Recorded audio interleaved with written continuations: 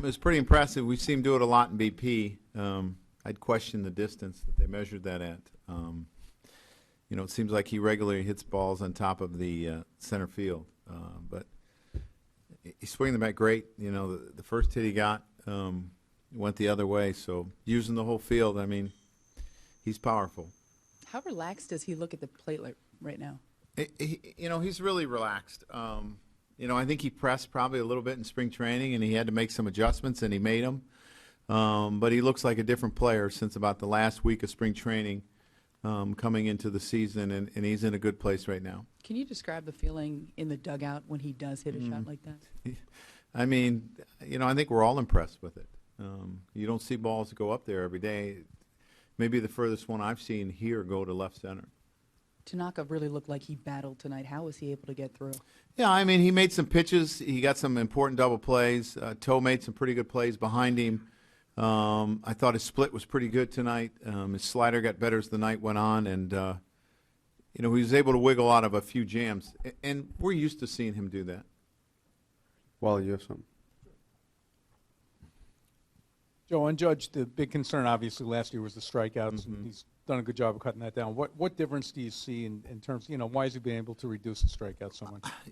Well, there's a few things he went to work on. Part of it was he got in his legs a little bit more. Part of it was the way he landed on his front side when he landed and trying to keep the leg kick at a minimum.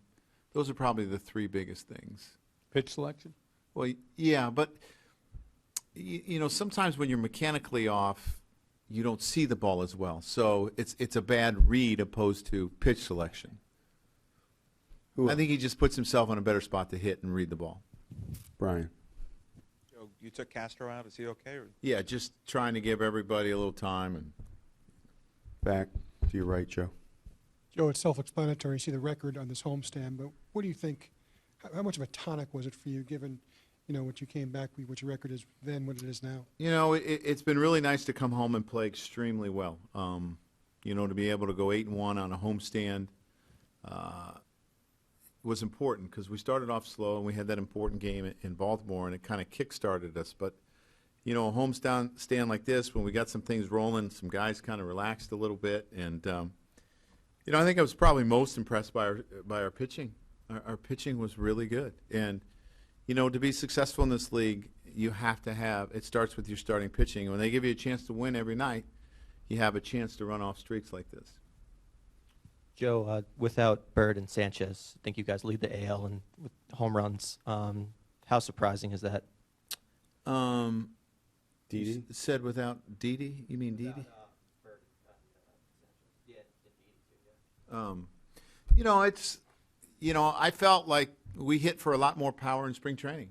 I felt, we were going to be a different club, and we had the ability to score runs, and we had the ability to hit more home runs than we have in the past. And so far, it's showed up. You want that to continue because you can, you look at that fifth inning we had 2 outs and nobody on, and all of a sudden you put up a 4 spot because of a couple home runs, and it's nice to see. And then Tanaka could really just go to work.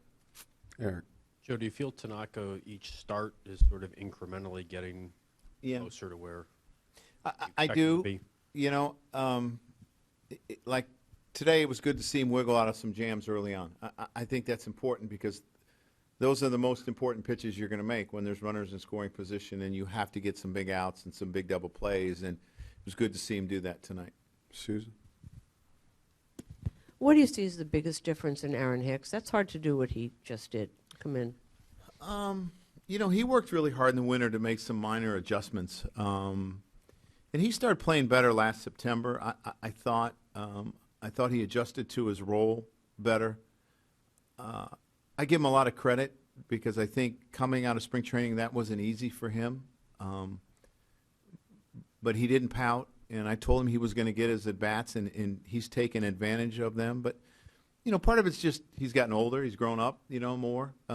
He's got more experience. And, he's still fairly young, and there's a lot of tools there, and they're just starting to come out.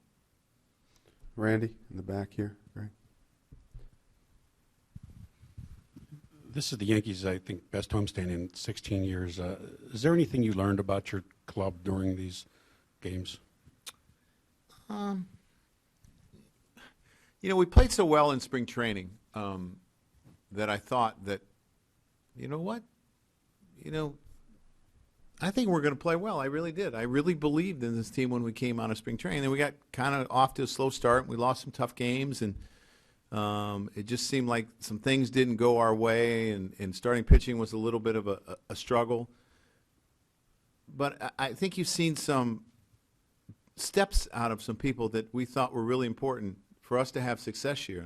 And we thought Severino was really important to us, for him to pitch the way that he was capable of pitching. And I think he's done that.